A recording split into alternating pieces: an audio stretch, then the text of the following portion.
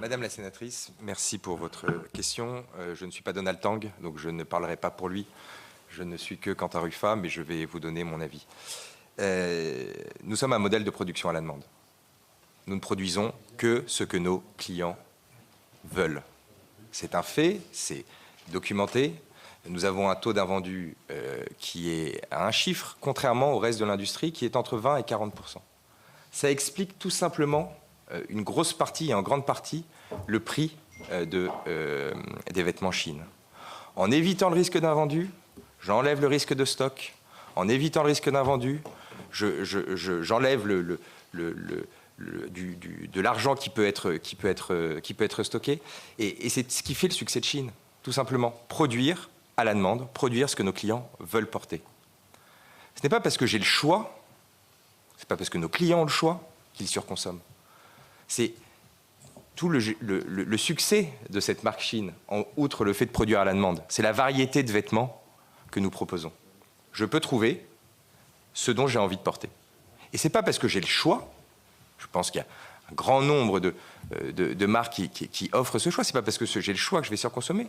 En ayant le choix, j'ai cette possibilité de pouvoir choisir ce que j'ai envie de porter. Je rappelle, il y a un rapport de l'IFOP, une étude de l'IFOP, qui montre que pour 6 Français sur 10, le budget maximum dans l'achat de vêtements neufs est de 200 € par an.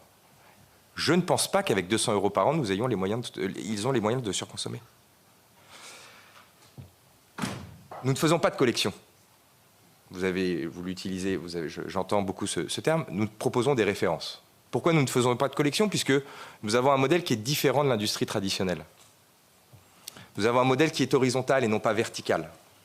Quand vous parlez de surproduction, c'est généralement ce modèle traditionnel qui surproduit des références qu'il ne sait pas s'il va vendre. Moi, ce que je produis, je sais que ça va être vendu puisque ça a été commandé. Et c'est toute la différence entre les modèles. Et donc, je ne suis personne pour dire qui est fast fashion, ultra fast fashion. Je vous dis juste qu'aujourd'hui, mon modèle, c'est la production à la demande. Et que c'est un modèle qui aujourd'hui bénéficie à ses clients pour la simple et bonne raison qui permet aux vêtements d'être plus abordables que d'autres, pourtant produits chez les mêmes fournisseurs.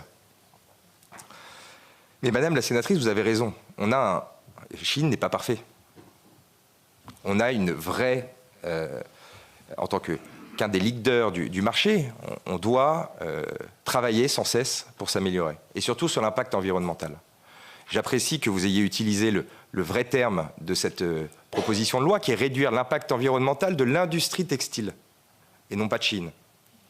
L'industrie textile, c'est 10% des émissions de gaz à effet de serre en 2024. Chine est le 5e vendeur de vêtements en volume en France.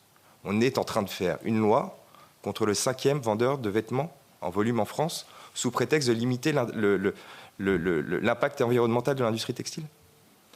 Cette loi, si elle était collective, puisque c'est un effort collectif que nous devons faire pour réduire l'impact environnemental, si cette loi, d'ailleurs, j'ai entendu beaucoup de marques et de mes confrères qui se sont exprimés contre et qui, entre le texte à l'Assemblée et le texte, qui ne sont plus dans cette loi d'ailleurs, parce qu'elles se sont rendues compte que ce n'était pas bon pour eux. Pourquoi ne faisons pas, nous, un effort collectif pour réduire cet impact environnemental? On vous a fait des propositions en ce sens. On vous a fait des propositions en proposant une feuille de route pour une industrie textile durable d'ici 2030, dans lequel les entreprises de textile, de prêt-à-porter français, prendraient des engagements forts sur la réduction de leur impact environnemental. La mise en place d'une plateforme de seconde main, la réduction d'invendus, l'utilisation de matériaux ou recyclés. Je vous rappelle que c'est déjà un premier pas. Et avec, en 2030, cette possibilité de sanctionner les entreprises qui n'auraient pas respecté ces engagements. Et on sanctionne l'entreprise, là, on sanctionne la marque. On ne taxe pas le consommateur. Et donc, ma position sur cette proposition de loi, Madame la sénatrice, reste la même. Nous appelons à un effort collectif pour réduire l'impact environnemental de l'industrie textile. Et nous appelons à une feuille de route commune pour une industrie textile durable.